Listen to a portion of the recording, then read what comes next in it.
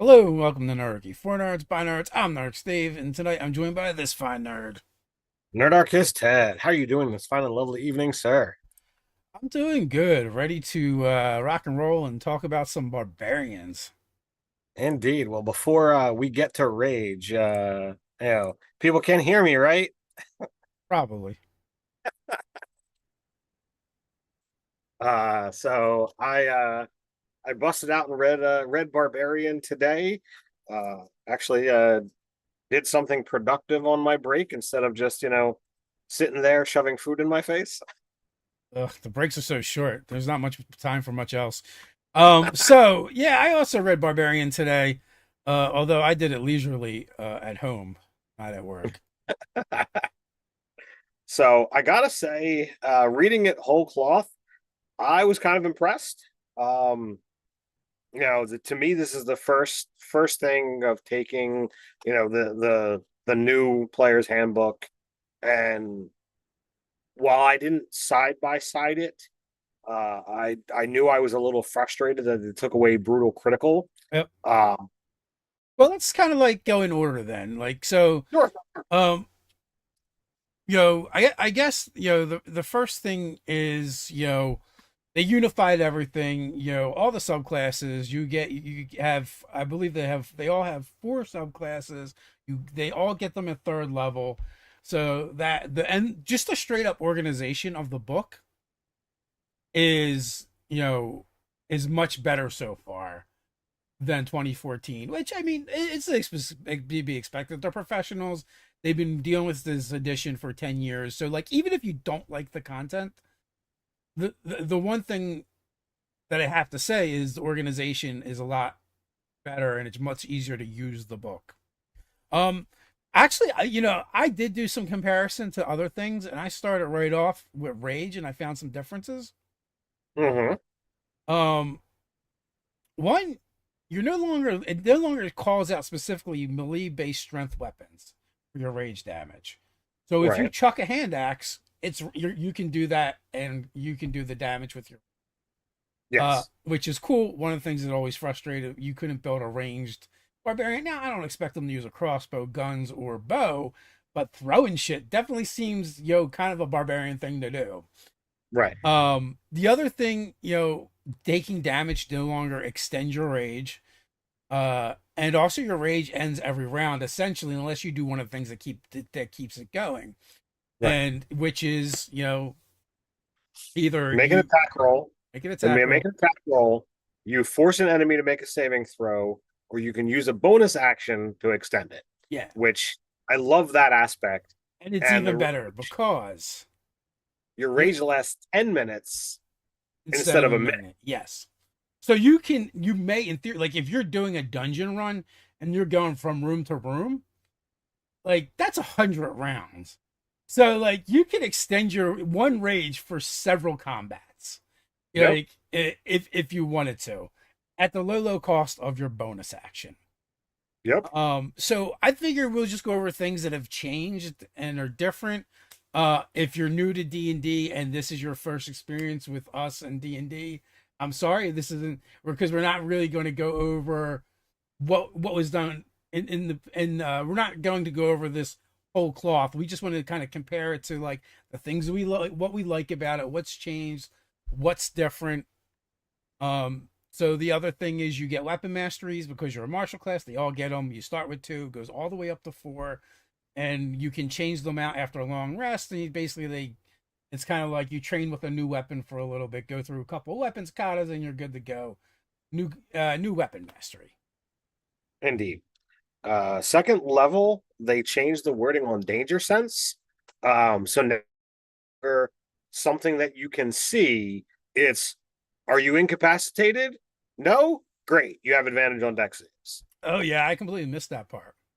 Oh, one of my coworkers, ironically also named Ted, I was having a discussion with him today about that specifically, and I was like, well, why the change? And it's like, oh, well, there's so many GMs out there that I've seen, or heard tell that it's like, oh, well, I guess they're wanting the players to fail saves or what have you. That it's like, well, how can I take away your ability to see this? Can I make you blind or make you surprised Yeah. or, all of these things? And like, nope, you didn't see it.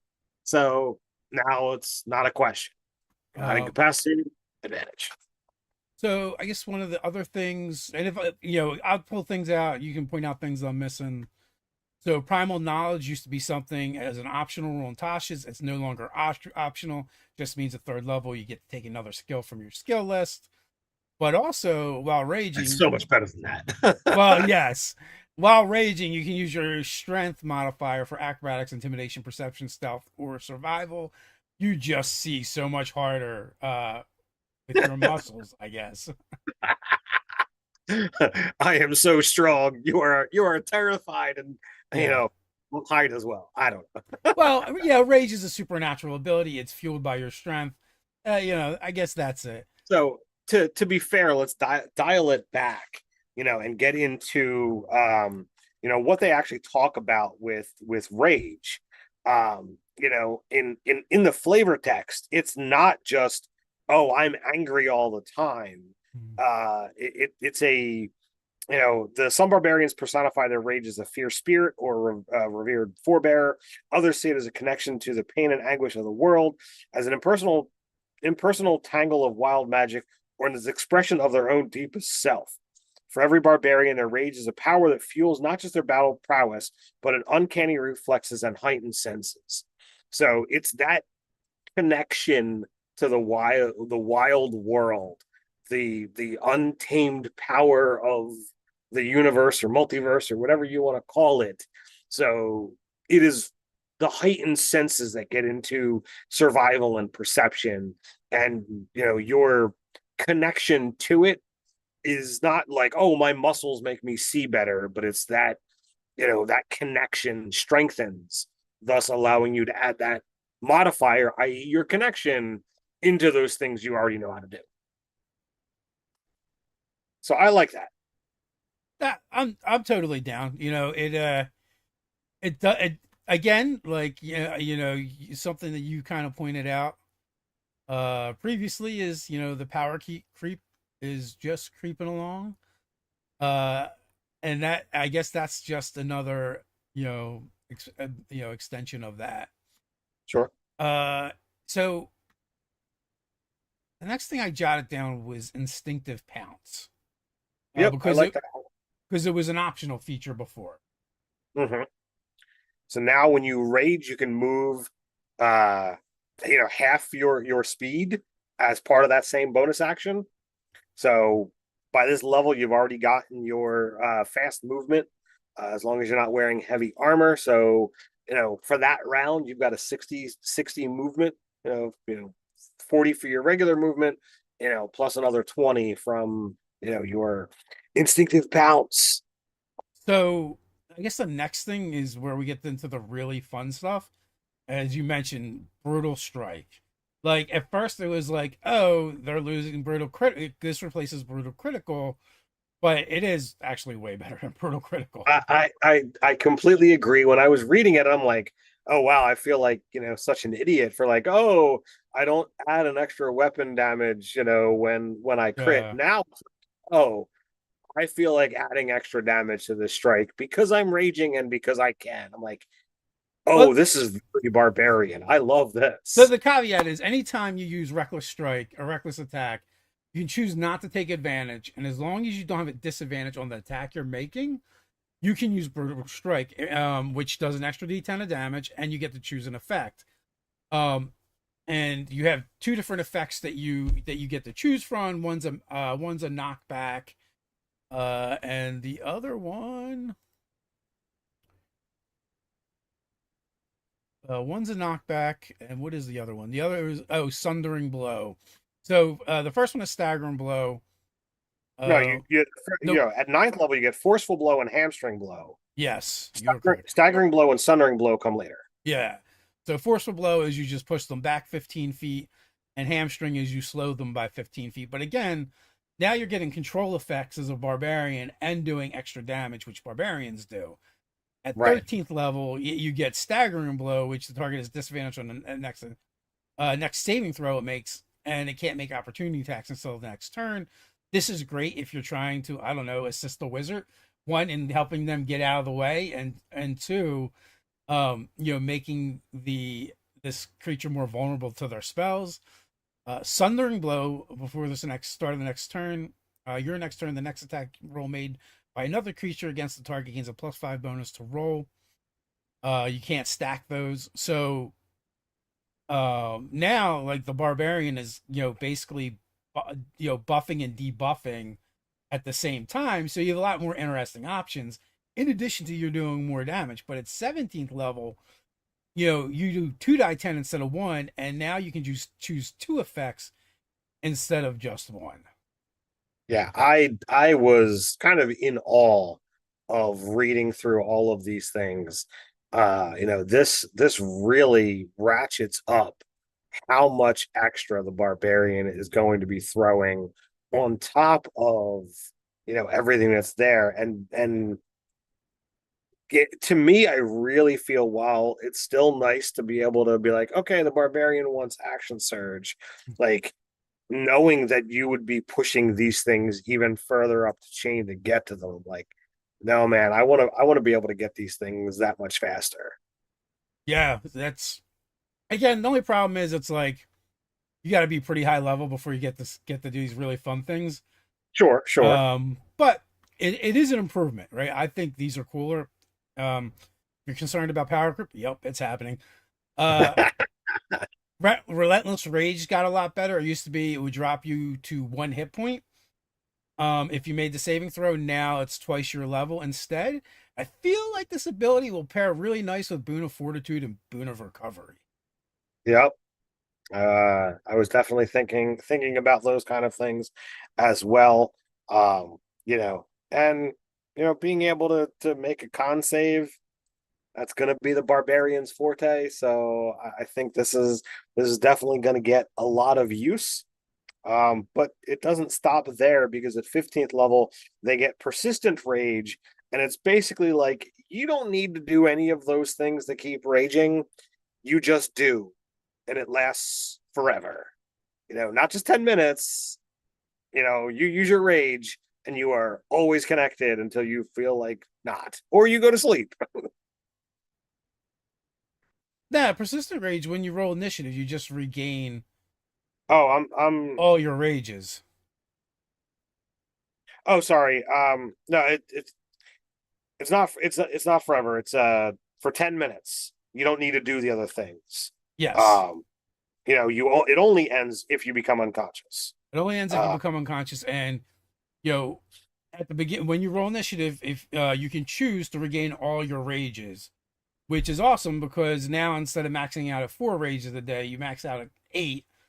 And also, when we start getting into subclasses, we'll get into why that's kind of relevant.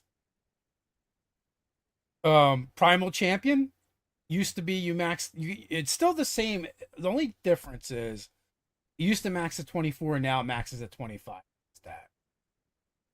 yeah, so I don't know if that's because of epic boons. Um, I think it's absolutely because of epic boons. uh, I did not go so far as to kind of you know workshop those. But it was definitely something that is like, well, it's one difference. It's not going to be a difference in stat modifier, but if you are getting other boons, later that are going to push it further. It then makes sense. So on to subclasses. So third, sixth, 10th, and 14th, you get subclass abilities. That's basically how it's always been anyway. Our four subclasses are Path of the Berserker, Path of the Wild Heart, which is basically just past Path of the Totem renamed, Path of We the got World Tree, World and Tree and Path of the Zealot. And in each case, within the book, you have, a nice, piece of artwork that, ties into each of the different subclasses. And, while I felt, in the old player's handbook, the barbarians all kind of felt the same. Like, oh, you're just a damage dealing machine. mhm. I feel like these guys really connect to a core concept of what these subclasses are and have abilities that match. I really dig it. So I would say Path of Berserker is virtually a rewrite at this point. Even though it keeps all the flavor from the original, they made all the right tweaks to make all the problems with the Berserker go away. I was gonna say I was that's what I was gonna say. I'm like they fixed the problems with it though. It was a rewrite, sure, but they made it not suck. Yeah, so like the first ability you used to get was Frenzy, and it was an extra attack as a bonus action. Okay, on itself, that's a decent thing. Getting an extra attack with your greatsword or your great axe, awesome. The only problem is, in order to do that, you would have to be one. You have to use your bonus action. Not a huge deal, but the cost is you were exhausted at the end. That sucks. Now instead, basically the first time you hit in a round, you do a d6 per rage modifier of extra damage. So that is much better than what you were doing before, and it is virtually the same as if you hit twice. Right. Um, Mindless Rage got a little bit of a bump because before it was one. Now you're just immune to the frighten and charm conditions when you're raging. If you rage, you end those conditions before you would just suspend them. So that's an improvement on what it was. It's not a huge difference. The only thing being is ending instead of suspending. But by the time you're done raging, the fight's probably over. So depending on what that effect that was on you might not even matter. But this is still better. Uh, One of my favorite changes is retaliation went from a 14th level ability to a 10th level ability, and which is basically when someone hits you, you get to hit them back as a reaction. Um, Always fun to get an extra attack. yeah, Um, Now let me ask you, um, would you say retaliation because it's somebody else's turn? Would that trigger frenzy?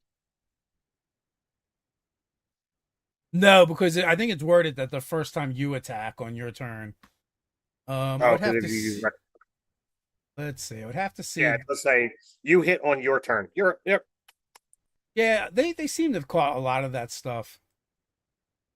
Um, Intimidating Presence went from like their second worst ability to an actually good ability. You don't get it until 14th level, but now everyone within 30 feet of you, you can make them make a saving throw or become frightened of you, and it's only a bonus action to do it. Before it was one person and your action. Uh, so now one, it keeps your rage going because you just made them make a saving throw. Two, Yep. it's every enemy around you can become frightened of you, and then they get a chance to break the condition every round. Before you could only affect the creature once in 24 hours. Now there's no limit on that. As long as they keep failing their saving throw and you keep throwing it at them, it's going to affect them. And I think there was one. And you okay? So I think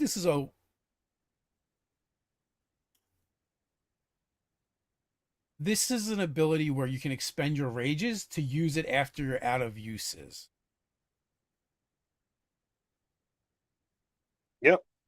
Which let's see. Um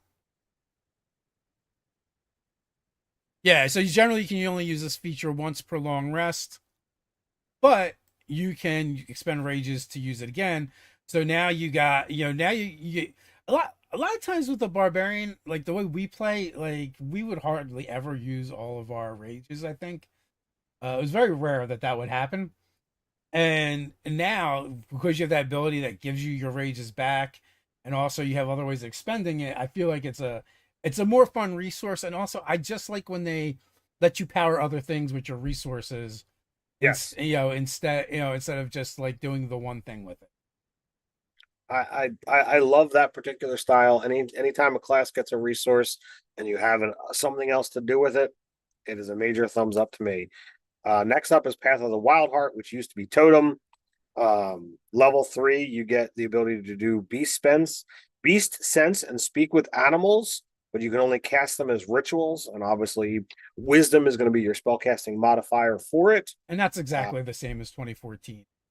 you get the Rage of the Wilds, which allows you to choose one of the different totems. You get bear, eagle, and wolf. Um, you Well, know, there's an important caveat to that. You get to choose every time you rage. yes. Before you just So chose, and that was you're that thing. now the great part about having the ability to choose while stacking it with weapon masteries and your brutal strike abilities, I really feel that you're going to be able to make a wild heart barbarian that has so many options on the battlefield for, control and manipulation, that it is going to be, unless you really know your stuff. Yeah. Uh, but like, I am here for it. Um, I don't think Bear did change. You instead of just being resistant to everything but psychic, it's resistant to everything but force, necrotic, psychic, and radiant. So the more rarer damage types, you don't resist it for. Yeah, the bear Uh, got nerfed a little bit. But the other ones got bumped. So Eagle now gets to dash in and disengage as a bonus action, including the bonus action that you rage on. mhm. So you get to do that. So which basically means you're one as a bonus action, you just get your extra movement as a barbarian, whatever that is. Especially if if you go with a speed build, that's a lot of movement. Um, and also you're basically immune to attacks of opportunity at the same time. And I'm Now, also curious, how does that interact with Pounce? that's what I was gonna just say. I would imagine that, okay, this says, you're you're being able to do this. Neither thing is going to increase your speed. It's just saying you get to also do these things. So let's just, say, because you're seventh level, you have a speed of 40. So you would be able to move 40, 60, 100 feet without provoking opportunity attacks if you go Wild Heart and Eagle when you rage. That's fast. Yeah, and it used to be that you would just get um it would just be disadvantage against attacks of opportunity. Now you're just like, no, I don't do that anymore. It's like, I am too good. Um, and I think the other one didn't really change very much. Eagle, bear, wolf. Yeah, and that the wolf didn't change at all. It's the same. It's just you grant Pack, pack, advantage. pack. You give pack tactics to your allies. Yeah. That's what the wolf does. So you just gotta be Uh, a kobold so that you get pack tactics, and then everyone else get pack tactics around you as well. well, we don't have kobold in this book, so we don't know what kobold is supposed to look like. Well, you can still use the other species. You just need Uh, sunglasses. he just needs sunglasses. So we move on to sixth level, which I do believe these are changed. Owl might be the same, but we now have Panther and Salmon. So you either can get a climb speed from Panther or a swim speed from Salmon. Um,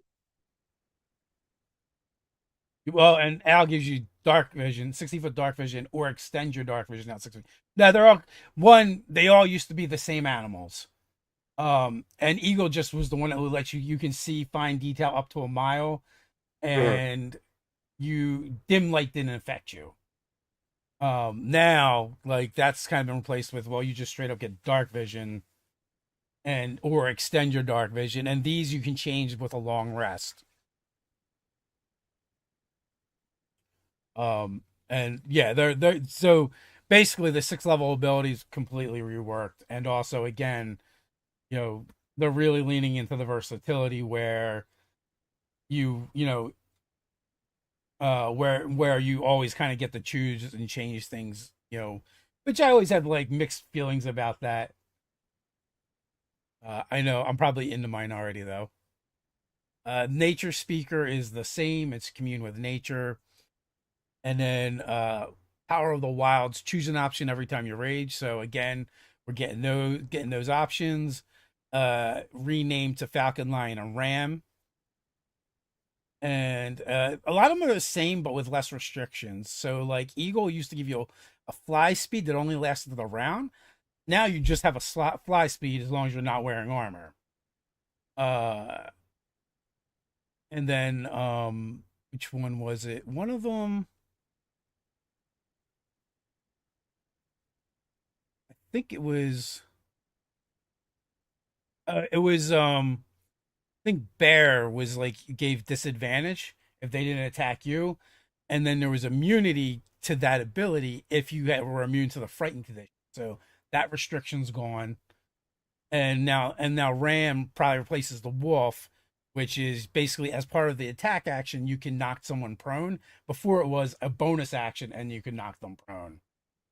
So it's really beefed up, and again, like you were kind of talking about, between the weapon masteries and the brutal strike, you're gonna have so many control effects that you can build out with your barbarian compared to before. Um, that brings us to Path of the World Tree, and this is the only one that is new, right? Like there was a playtest for it, but this one is 100% new. So I guess we should talk about this one a little bit, just because like we had haven't really seen it before. Sure. So barbarians who follow the path of the world tree connect with the cosmic tree Yggdrasil through their rage. The tree grows among the outer planes, connecting them to each other in material planes. These barbarians draw on the tree's magic for vitality as a means of dimensional travel. So that's not something you think about very. Hear the concept of uh barbarians and dimensional travel. That's like, what the frick? True, but when you talk about Yggdrasil and the World Tree from Norse mythology, it is literally, it is how you get from realm to realm. Sure. And Uh, and and I'm here for it, and I like the stuff that this subclass, offers, and it takes barbarian again in a different direction than what we had seen before. So I like it. so the thing is, when you have third level, when you rage, you basically get temporary hit points equal to your barbarian level. Which, whatever. I mean, you're raging, so it's almost like being double. Uh, but they're not going to last long. But it's a little bit. But the cool thing is, at the start of each of your turns, while your rage is active, another creature within 10 feet of yourself gains temporary hit points equal to the number die six equal to your rage bonus. So you are a temporary hit point battery for the other characters in your party, and especially if you're fighting shoulder to shoulder with another martial character, you can be constantly buffing them. And even if you're like using some kind of flanking rules and you have an enemy between you, they're still within range, so you're still buffing them. Yeah, so that is something that I think really really works out well with. And I also see this particular barbarian who, especially at higher levels, when you have, as we talked about, more rages than what you're ever gonna do with, you're like, all right, I ran out of temporary hit points. I'm gonna rage again just to refuel those temp hit points. Especially like high levels, you get you get rages back when you short rest. You get rages back when you roll initiative. Now, come on, let's keep this going. So sixth level, Ted. Sixth level, you're gonna get branches of the tree. Whenever a creature you can see starts its turn within 30 feet of you while your rage is action, you can take a reaction to summon spectral branches of the world tree around it. Target must succeed on a strength saving throw. Keeps your rage going. Um, or be teleported to an unoccupied space you can see within 5 feet of yourself, or in the nearest unoccupied space you can see. After the target teleports, you can reduce its speed to 0 until the end of the current turn. So it's like, hey, you over there, get over here and don't move. That's funny because I was calling it the get over here ability when I was reading it. Get over here. You know, it's so again, we're getting more of those battlefield control abilities, which is super cool. But to move them and reduce its speed until the end of the current turn, Well, damn also it! Like, you're also using a reaction, right? So it's like, oh, enemy charges the mage, right? You're like, that's not good for the mage. How about I bring you over here instead, and you can't move and get back to the mage? or the spellcaster is close enough. It's like, all right, come here. So yeah, that is definitely cool. And I guess you could kind of use it on allies in a pinch. I mean, I guess. I'm not entirely sure what you would use it for, but I'm sure creative players will find a way, Oh, to make completely, it work. completely. So Uh, level 10, Peppering Roots. You wanna do this one or me to? sure, I got it. During your turn, your reach is 10 feet greater with a melee weapon that has the heavy or versatile property. As tendrils of the world tree extends from you, when you hit such a weapon on your turn, you can activate the push or topple mastery property in addition to the different mastery properties you're using with that weapon. The thing that is so awesome about this is when we talked about weapon properties last week, one of the things we said there's going to be other ways to use this. Even if Wizards of the Coast wasn't coming up with them, you know, we were fairly certain that these were like there are cool things you could do with these. Absolutely. So like, all right. Uh so if you make a barbarian build, using this particular one is like, okay, I don't know off the top of my head which one reduces their speed. But okay, I'm gonna reduce their speed and I'm going to, use this ability to topple. All right, so now they're prone at my feet and I've reduced their speed. They're not going anywhere. If you And combine, with your last attack, you could also push them 15 feet away. well, I mean, if you're trying to keep them close, is my thought pattern. Yeah, but if Uh, my thought was if you knock them down, reduce their speed, push them away. Now they have to use half their speed to stand up, which they don't have as much as they used to. uh-huh. If it's a normal creature, they only have 30 foot. Now reduce 30 foot of movement normally. If you reduce their speed by 15, now they have 15. Now they have to use half of it to get up. Now they have 7 foot to use. So they move one square, then they can't get to you. Yeah. Rinse, repeat. Right. And if they can't get to you, possibly anybody else, like or like you said, if you just want them, to keep them down at your feet or whatever, again, you get an advantage on your other attacks made to attack them. I do kind of wonder, um, like for the frenzy, um, where oh no, not frenzy, but for the primal strike, what happens if you give up your advantage from reckless, but you get advantage some other way? I think the way, I haven't read through here, Yeah, but under 2014 edition rules, advantage like is a whole cloth thing. yeah, you either You know, have it or you don't. you're foregoing it for the attack. It doesn't matter how many different ways you get it. You either have it or you don't, and you're foregoing it for this. So we also at 14th level we get travel along the tree. When you activate your rage, and as a bonus action while your rage is active, you can teleport up to 60 feet to an unoccupied space you can see. In addition, once per rage, you can increase the range of that teleport to 150 feet. When you do so, you can bring up to 6 willing creatures who are within 10 feet of you. Each creature teleports to an unoccupied space of your choice within 10 feet of your destination space. So it's as it says, it's the barbarian for dimensional travel, and you're a teleporting barbarian. Holy crap. Yeah, I mean, now you basically have 100 foot of movement to play with. on your turn if you need it. Two, like I'm thinking there's going to be a tons of reasons why that big teleport's going to come in useful, right? For covering distance, got annoying enemies you can't get to. Like that is going to be super fantastic. Zargon, we'll go through all of the barbarians, and then we'll get to your question because that seems more.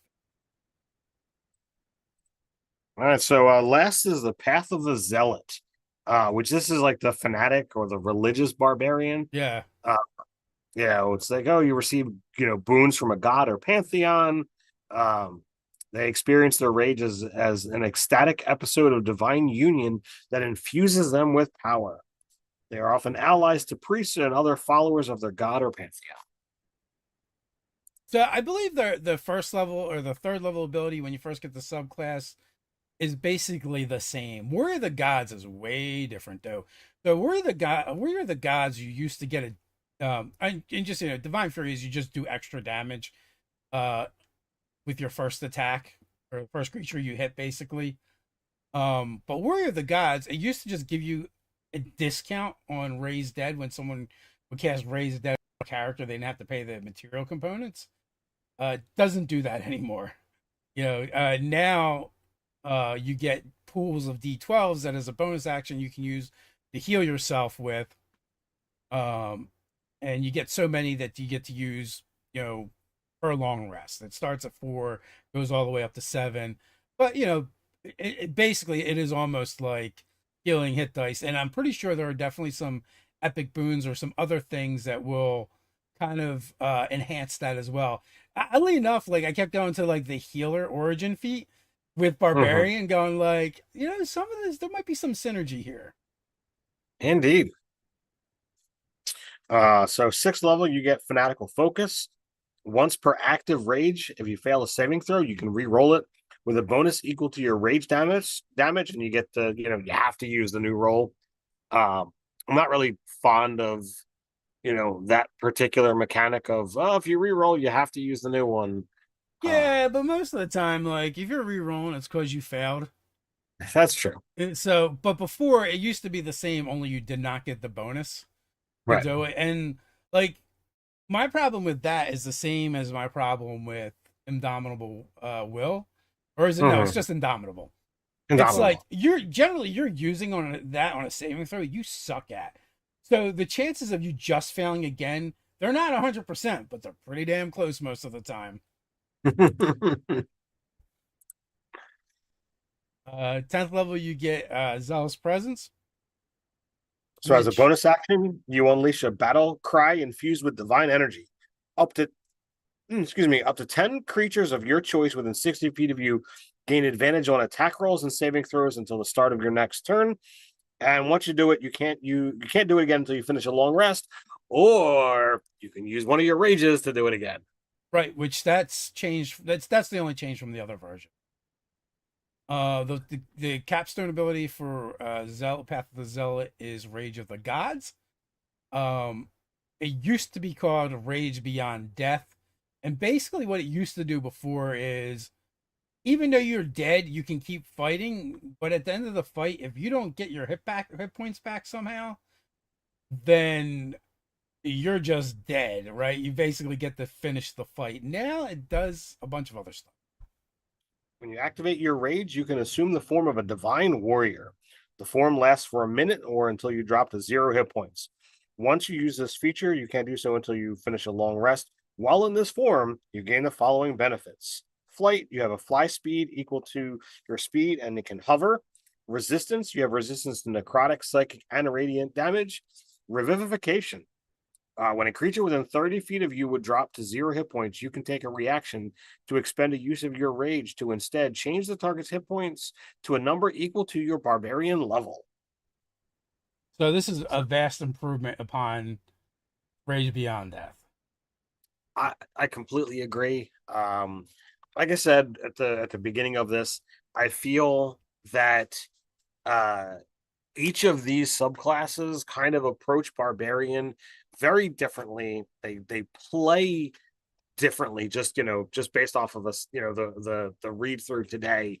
Um, You know, whereas I felt like before, like, sure, the barbarian is designed to be, part tank, part striker. Um, you know, I feel like each of these does mold and twist and is going to allow the barbarian to be more than just a sack of hit points. Yeah, so most of them, so they fall in two categories. You generally fall in two categories with the barbarian. It's like become doubling down on being a tank, or doing being a tank and doing more damage. Here you're getting both of those paths, but in addition to that, they do seem to add in some control effects that just make it a more give you more interesting options while you're playing. And and I like playing barbarians. I like characters where I don't have to think about their abilities as much, and I can just go play. And it also, when I play a class that doesn't have a lot of abilities for me to think about, I tend to be more creative how I use the abilities I do have and what I do in the game itself. Um, and I think this new barbarian is going to land right into it. So, kudos, thumbs up. If you don't like the idea of 2024, if nothing else, I do think the barbarian, they actually improved on it. And again, like, we just know there's going to be more power creep, and it's in there. And the design philosophy does lean heavily into less punitive for your choices and more forgiving, as far as if you make choices that you don't really care for, you can kind of change them during play, and you're not like stuck with that. But you don't have to go, GM, I don't like these choices I made. Can I rebuild my character? Because a lot of them reset, and you can change them on a long rest. Or in this, in the case of some of these, like the Wild Heart Barbarian, from Rage to Rage, you get to make different options. But which is also useful, because when you have different scenarios you're presented with, some of the options are just going to be cool, like better for you. Instead of being more resistant, maybe being more mobile is going to be a benefit on a particular battlefield. Well, you would want to go, you know, uh, Eagle all the way for that. Yep, and I love that, being able to kind of have that fluid choice.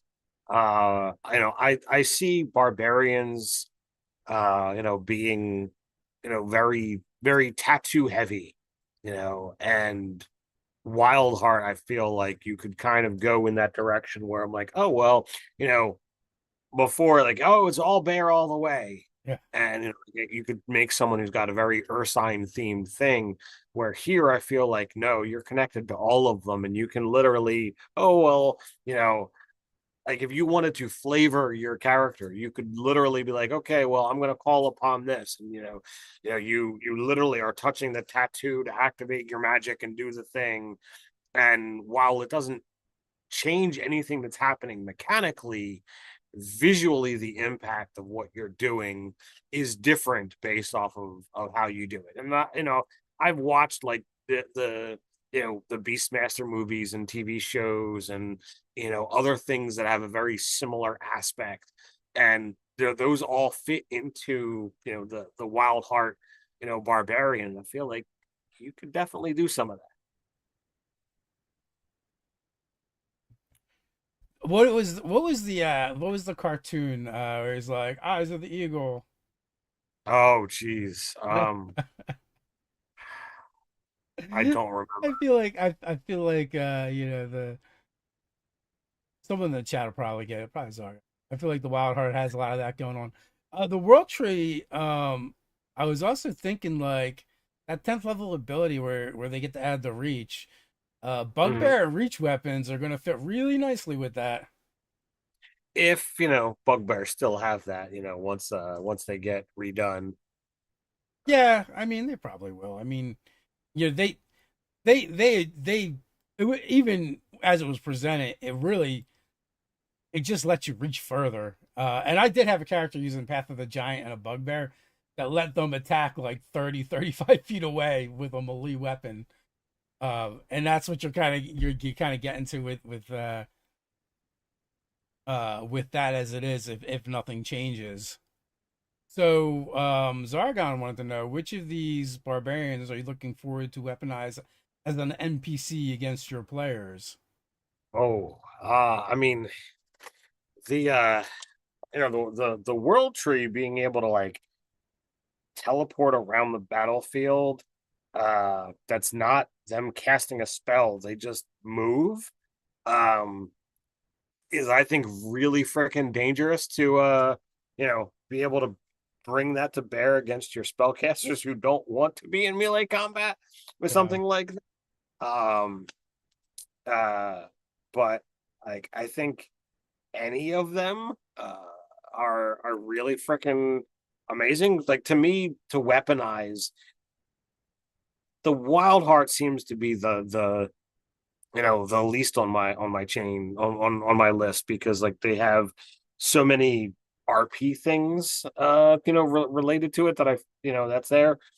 But the Berserker, the Zealot, all of them feel like they could easily fit into a group and tactically bring it on. Yeah, I mean, I guess the thing I would say is generally I don't use character classes or NPCs per se. Like I very much like how Wizards of the Coast started doing NPCs with the Curse of started with Curse of Strahd, where they were built like monster stats, not player characters. I would continue doing that. Now that being said, I might theme one after one of these and layer some of these abilities on, on a different stat block. But I would never just build out a character class and use that as a monster. Also, it's time consuming to build characters Sure. as opposed to monsters, and plus you never use all the abilities in a single combat anyways. That's kind of why they kind of changed their design philosophy on a lot of the monsters, and why they stopped giving like huge spell lists, because it's like, here are all these options that it could do, but the reality is it's only going to use a handful of them, because D&D combats only last 3 to 5 rounds, Right. Right. which takes 2 hours. Um, so from a design aspect, building out your monsters like player characters, um, doesn't make a lot of sense. I mean, if it's something you enjoy doing, obviously that's fine, but it is more time consuming to do it that way. When I play, I'm more likely to have like a bunch of tabs open and mashing things together on, unless it's something my players really hate, and then it's like, nope, I actually didn't cheese this one and make it. Somebody else did. Like our last session of D&D. They're like, you built these monsters just to screw us. I'm like, I didn't build these monsters at all. Someone else built these monsters to screw you guys. Well, what are you gonna do sometimes? There's What are there's you going to lots do? there's lots of options that are out there. So we are well beyond the halfway mark. Indeed. So we can throw up there that there's gonna be, well, now slightly less things coming on in the future, since you went and did one this past weekend. But we're gonna be at some conventions that are coming up.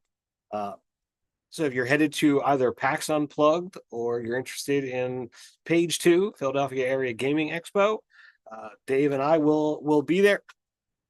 Pardon me. We'll be there in attendance and having a blast, doing some fun things, and we hope that you can come join us and come say hi and play some games and whatever. Yeah, so this past weekend, I was up in the Pittsburgh area for a friend of ours, Brian Colin, um, was doing an event combined with a brewery, and basically one of the brewers is a fan of his uh, game and has been running games of Vast Grim out of the brewery. And last year, Worm's Blood is a brew that he made, which I got to try, and then Spinal Tap is the one that he made this year. So they may be appearing on the set in sometime in the near futures, because I brought a couple cans back for the set. Brought a 4-pack back for myself to enjoy, and there was a convention going on at the same time. It's a small gaming convention. that they've been holding for the last 3 years. So I think they're hoping to try and combine and team up with those guys so they can keep doing the Vast Grim event and maybe even serve some worm brews at that convention, which would be super cool. So the question is, Ted, what kind of beer should Zoo Mafia have? Does Zoo Mafia need its own beer? Maybe it's got to be peanut based. Uh, yeah, I mean, peanut rum is the is has been the official thing of Zoo Mafia that we've done Because it's so far. pure money. Uh,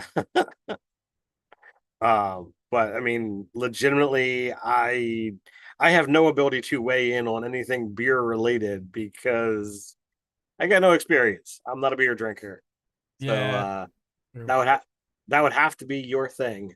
I'm a novice beer drinker at best. Like I'm not. I beer is not my preferred drink to begin with. I prefer mixed drinks if I'm going to drink, and I really don't drink that often to begin with. Although the worm's blood was pretty tasty. The spinal tap, I don't want to say it was bad. I just preferred the worm's blood over the spinal tap. And not being a beer aficionado, I would totally disregard anything I have to say. uh, Uh, so so how did the games go? they went good. Brian, ran. I think he ran like 3 games. Me and Steph played in the first one. There was 6 players. There were 3 deaths, 3 character deaths in that game. It was the only game with 3 character deaths. And I was actually involved in all 3.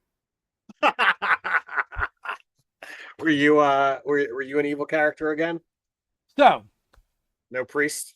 listen, evil is a very subjective Okay. thing, in my Okay, opinion. so were you taken over by a worm? Is what I guess I should say.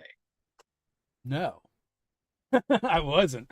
So, the scenario is you're on a space station, and like the space station's like claim to fame is it's got a griddle that's been going for like 200 years. Well, in Vestgrim, worms are kind of the enemy, and what happens is like they like inhabit people, and then they create this like hive mind being, or sometimes they burst out of people and they grow to the size of like a planet. But the problem is worms, and you don't want to catch the worms. And if you do, like you can live with being infected for a while, but things start to happen. But eventually, you're going to turn to the they, and once that happens, there's no going back. So, in the in my first character death was, um, I was kind of getting surrounded, uh, and well, actually, I had rammed a forklift through a bunch of them because there was a forklift in the scenario, and I'm like, I am totally using. And but I used my tribute, which are like magic items in Vast Grim, to teleport somewhere, and I kind of teleported myself into space. So that didn't go so well. So my second character was a devout. Devouts are kind of like they want to see the end of the world. Some say, I say they just want to usher in a new era for their worm overlords. And I assisted the captain that became one of the they that was infected and blew up our man Sheen with Oh, gee. a boombox bomb I had on my character sheet. Uh, Wow. yeah, but and then the rest of the group kind of realized that I was on the side of the worms, and so they cut off. Like I was trying to cut off the life support to the rest of the ship, but that's not my character's specialty. But I rolled well, and one of the other characters that was kind of their thing were like, "Oh, what's going on here?" So they made me think that I cut the life support system off to the whole ship, not just the command center, like what the bridge, which is what actually happened. So my character actually ended up suffocating to death, but I did manage to infect 2 of the other NPCs with worms, so there was still a chance. So the worm brew cans are really cool, right? And also like they are basically ability they're wait, like drink. You can drink them in the game, and they give you there's a D4 that you roll to see what happens. That was Worms Brew, and this is Spinal Tap. So they're really cool. I don't think there's any way to get them then other than going to Jeanette to Sabelle's obscure brewery, but it is pretty cool. And if you get out that way, you can check it out. Did you mention that there's a link to the Zoo Mafia in I the did not. I did not description? do that one as well. So in the description, if you guys want to check out Zoo Mafia, there's a link to the Kickstarter that's going to be coming up. I'm not sure when we're going to launch it. It's going to be next year sometime.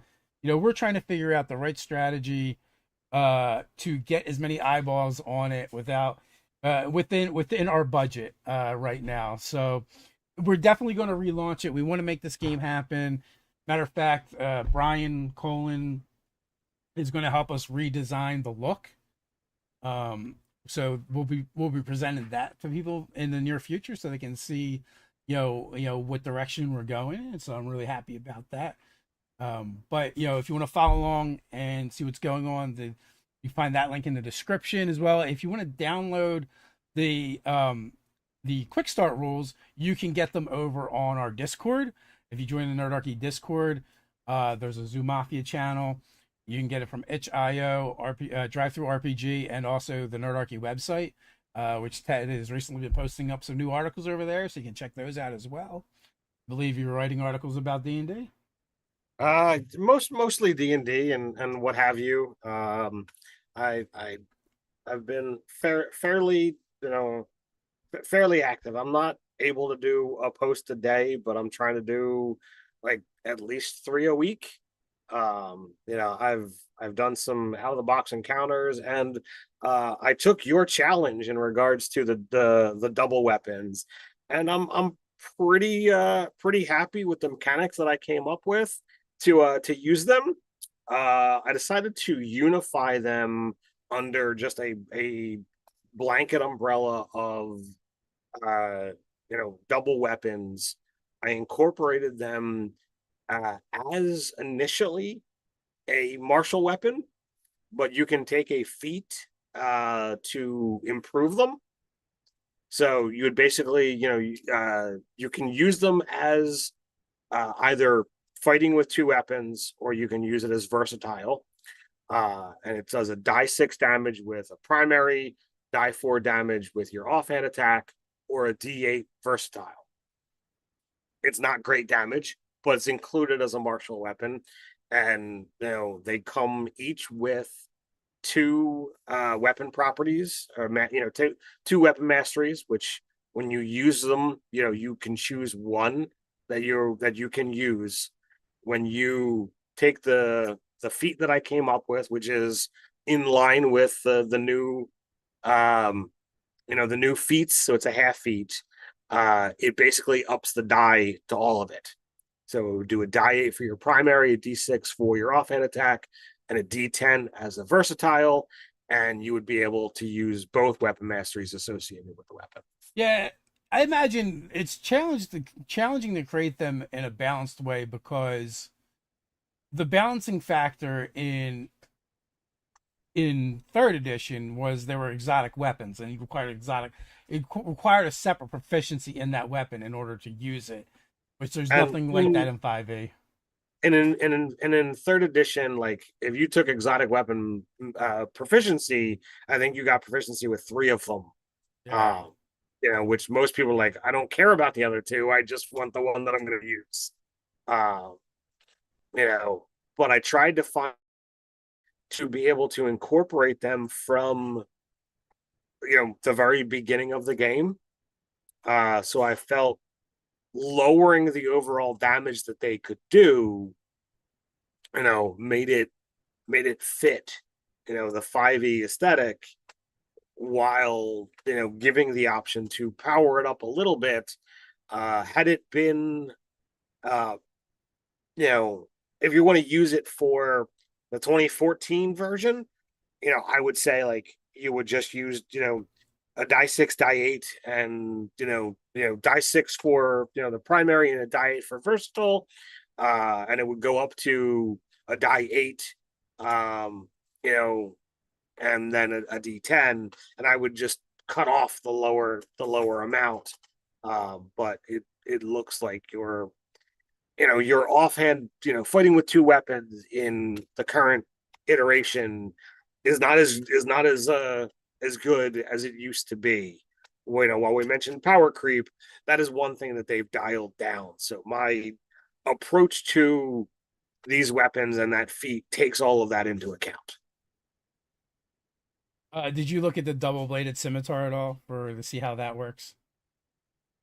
So I use double bladed scimitar and double sword as two different options. Um, Well, there is a double bladed scimitar. That's why I asked. oh, in 5e. Yeah, it was introduced in a book, I believe. Oh, I didn't see that one. So you presented another way of doing it as well. Yep. So with that, that brings us to 9 o'clock. You're just past, but we'll be back here tomorrow night for some Gamma World. Come and join us. And until And then, we'll also hold on, and we'll also be back on Friday. Hopefully it'll actually happen this time. Barring any illness and weather things that have shut us down before. But we'll be back with the old guard on Friday. all right. So come on back, and until next time, stay nerdy. Stay nerdy.